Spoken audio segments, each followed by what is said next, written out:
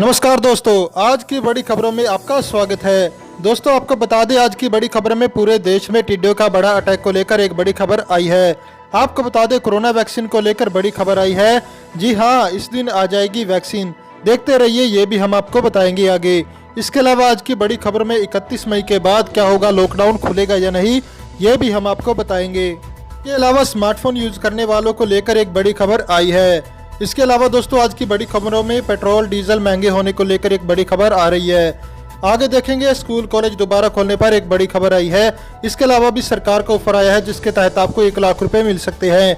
इसके अलावा दोस्तों, कोरोना वायरस से खत्म हो सकता है लिपस्टिक का जादू।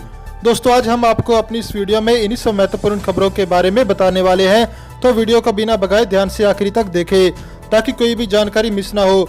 बस वीडियो में आगे जाने से पहले आपसे छोटी सी रिक्वेस्ट है, आप इस वीडियो को लाइक कर दे, शेयर कर दे, क्योंकि आपका लाइक शेयर करना हमारी मेहनत का फल होता है।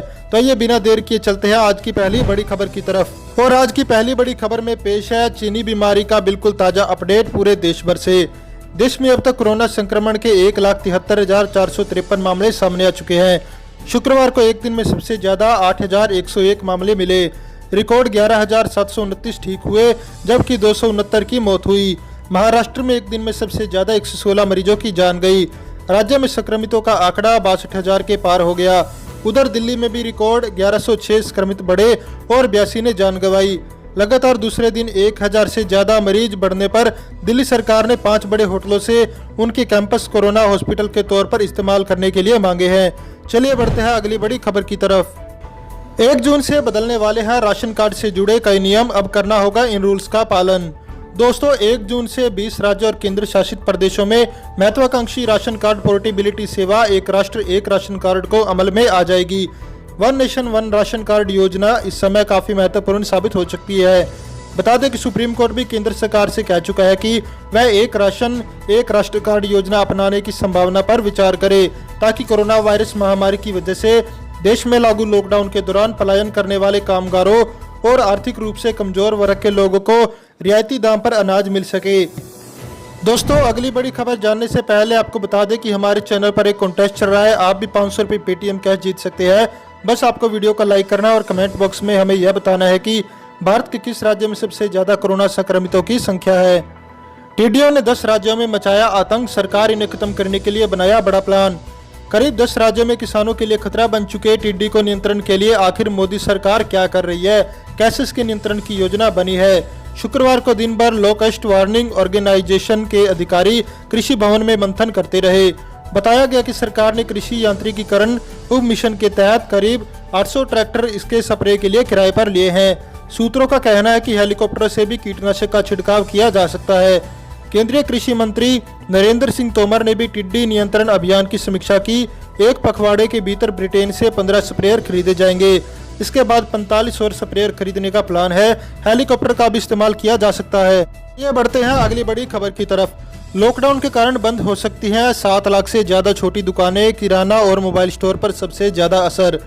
लॉकडाउन के कारण पूरे देश में 7 लाख से ज्यादा दुकानें स्थायी तौर पर बंद हो सकती है। इसमें करीब 6 लाख किराना स्टोर और 1 लाख के करीब रिटेल स्मार्टफोन विक्रेता शामिल है। कंज्यूमर गुड्स कंपनीज का कहना है फिलहाल अधिकांश दुकानें नकदी की कमी और दुकान मालिकों के गांव लौट जाने के कारण बंद पड़ी है। कंपनीज को डर है कि अधिकांश दुकान मालिक गांवों से नहीं लौटेंगे और यह दुकानें दोबारा से नहीं खुलेंगी। 60% रिटेल स्मार्टफोन शॉप नहीं खुली। दुकानों के बंद होने का यह डर मोबाइल हैंडसेट सेक्टर में भी दिख रहा है। चलिए जानते हैं अगली बड़ी खबर। रोजाना 7 रुपये बचाकर पाए 60,000 रुपये पेंशन। जानिए क्या है मोदी सरकार की ये योजना। अटल पेंशन योजना केंद्र सरकार की एक सोशल सिक्योरिटी स्कीम है। इस योजना के तहत केंद्र सरकार असंगठित क्षेत्र में काम करने वाले लोगों को 1,000 रुपये से लेकर 5,000 रुपये प्रति माह पेंशन देती है। 18 से 40 साल की उम्र का कोई भी व्यक्ति अटल पेंशन योजना अकाउंट खुलवा सकता है। इस सरकारी योजना की सबसे खास बात यह है कि जितनी जल्द इस योजना में निवेश किया जाएगा उतना ही फंड जमा होगा। 25 साल की उम्र से हर महीने की कितना करना होगा निवेश। असंगठित क्षेत्र में काम करने वाला कोई भी 25 साल का व्यक्ति इस योजना में निवेश करना चाहता है तो उन्हें केवल 376 रुपये प्रति महीने का ही निवेश करना होगा। इस प्रकार 25 साल की उम्र से ही हर महीने मात्र 376 रुपये जमा कर 60 साल की उम्र के बाद 5,000 रुपये प्रति महीने का पेंशन प्राप्त किया जा सकता है। बात करेंगे आज की अगली बड़ी खबर की। एक ही पंप पर पेट्रोल, डीजल, सीएनजी, एलपीजी सभी तरह के ईंधन बिक्री के लिए होंगे उपलब्ध। सरकार नए रिटेलिंग मॉडल लाने पर कर रही विचार। कोरोना संकट के कारण अब ई कॉमर्स और होम डिलीवरी की तरफ हर बिजनेस का ध्यान गया है। इसी के मद्देनजर अब सरकार ग्राहकों की सुविधा के लिए डीजल के बाद अब पेट्रोल और सीएनजी जैसे ईंधनों की होम डिलीवरी शुरू करने पर विचार कर रही है। केंद्रीय पेट्रोलियम मंत्री धर्मेंद्र प्रधान ने शुक्रवार को इसकी जानकारी दी। उन्होंने कहा कि सरकार नई रिटेलिंग मॉडल लाने पर भी विचार कर रही है, जिससे सभी तरह के ईंधन जैसे पेट्रोल, डीजल, सीएनजी, एलपीजी और एलएनजी एक ही जगह बिक्री के लिए उपलब्ध होंगे। आईओसी मोबाइल्स डिस्पेंसर के जरिए शुरू कर चुकी है डीजल की होम डिलीवरी। देश की सबसे बड़ी तेल कंपनी इंडियन ऑयल कॉरपोरेशन में मोबाइल डिस्पेंसर के जरिए डीजल की होम डिलीवरी शुरू की है। चलिए जानते हैं अगली बड़ी खबर को। मोदी 2.0 का पहला साल। कोरोना के पहले जीडीपी 11 साल के सबसे निचले स्तर पर पहुंच गई। कोरोना से निपटने के लिए अलग अलग सरकारों की तैयारियों को ट्रैक करने वाले ऑक्सफोर्ड कोविड-19 गवर्नमेंट रिस्पांस ट्रैकर ने अप्रैल में भारत को 100 में से 100 पॉइंट्स दिए थे। महामारी को फैलने से रोकने के लिए लगाए गए टोटल लॉकडाउन ने भारत को कोरोना से निपटने की तैयारियों में अमेरिका, इटली समेत कई विकसित देशों से आगे रखा था। WHO ने भी भारत के जल्दी लॉकडाउन के फैसले की तारीफ की थी, लेकिन इसके बाद क्या हुआ? भारत अब कोरोना के सबसे ज्यादा प्रभावित देशों की लिस्ट में 9वें स्थान पर है। अमेरिका और ब्राजील के बाद अब भारत में ही कोरोना के सबसे ज्यादा नए मामले सामने आ रहे हैं। पिछले 2 दिनों से हर दिन 7,000 से ज्यादा संक्रमित मिल रहे हैं, जबकि जिन यूरोपीय देशों में पहले हर दिन 7-7 हजार से ज्यादा मामले मिल रहे थे, वहीं इनकी संख्या 10 गुना तक कम हो गई है। मोदी सरकार के इस महामारी से लड़ने के आपके जो भी दावे हैं, लेकिन ये आंकड़े इस ओर इशारा करते हैं कि मोदी सरकार ने कोरोना की रोकथाम में जो शुरुआती बढ़त हासिल की थी, अब वो खो गई है। चलिए बढ़ते हैं अगली खबर की तरफ। बिना कोई डॉक्यूमेंट दिखाए घर बैठे ऐसे निकाले अपना पीएफ। ईपीएफओ ने बताया इसका पूरा प्रोसेस। सरकार ने लॉकडाउन के दौरान लोगों को होने वाली परेशानियों को देखते हुए पीएफ राशि के विड्रॉल से संबंधित ईपीएफओ के नियमों में राहत दी। अब आप अपने पीएफ से एडवांस रकम निकाल सकते हो। अगर आसान शब्दों में समझे तो किसी कर्मचारी का पीएफ बैलेंस 50,000 रुपये है और उसकी बेसिक सैलरी प्लस डीए 15,000 रुपये प्रति महीना है, तो वह 37,500 रुपये का पीएफ बैलेंस निकाल सकता है। पीएफ एडवांस के लिए अप्लाई करने के लिए कर्मचारी को ईपीएफ की वेबसाइट या यूनिफाइड पोर्टल पर जाना होगा। चलिए जानते हैं अगली बड़ी खबर को। वित्त मंत्री निर्मला सीतारमण ने कहा, भारतीय कंपनियों को औने पौने दाम पर बिकने नहीं देंगे। कोविड-19 की वजह से लागू लॉकडाउन के चलते मांग घटने से दुनिया भर में उद्योग प्रभावित हुए हैं। इस बीच वित्त मंत्री निर्मला सीतारमण ने कहा कि ऐसे में अधिक नकदी रखने वाले खिलाड़ियों के पास सस्ते मूल्यांकन पर कंपनियों को खरीदने का अवसर है। आपको बता दें कि केंद्र सरकार ने पिछले महीने एफडीआई नियमों को सख्त किया है।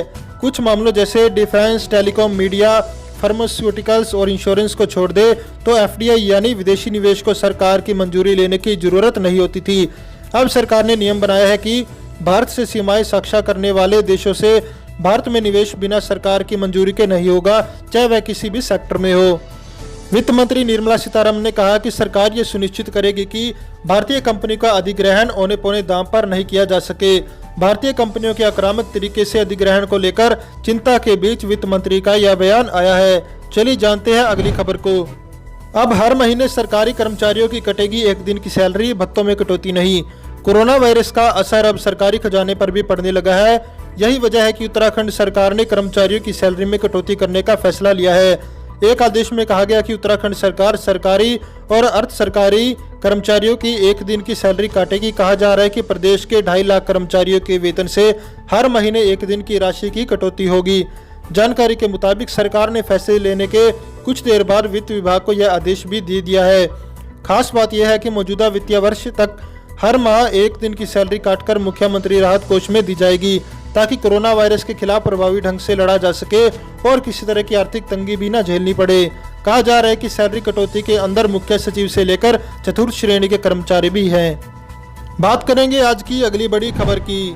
सिर्फ 14 दिन में मरीजों का आंकड़ा हुआ 415, एक्टिव केस 300 के पार।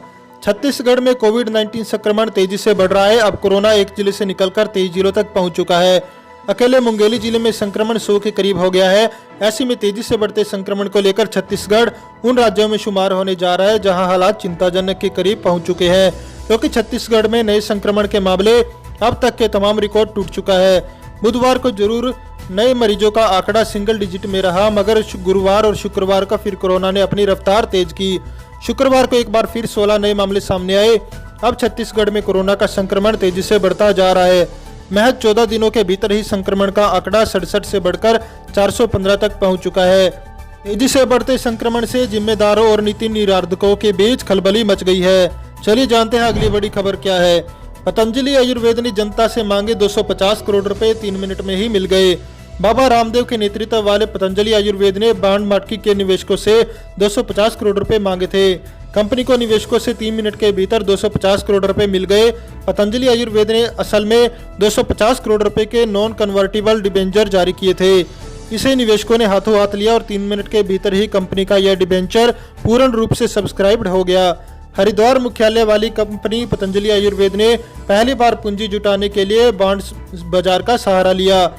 ब्रिकवर्क ने इस डिबेंचर को AA की रेटिंग दी थी, जो कि अच्छी मानी जाती है। इसे शेयर बाजार में सूचीबद्ध किया जाएगा। इसे गुरुवार को जारी किया गया था। दोस्तों, इस वीडियो को लेकर आपका क्या कहना है हमें कमेंट करके जरूर बताएं। वीडियो को लाइक करें और चैनल को सब्सक्राइब करके घंटी के बटन को दबाएं। साथ ही साथ अपने दोस्तों के साथ इस वीडियो को ज़्यादा से ज़्यादा शेयर करें।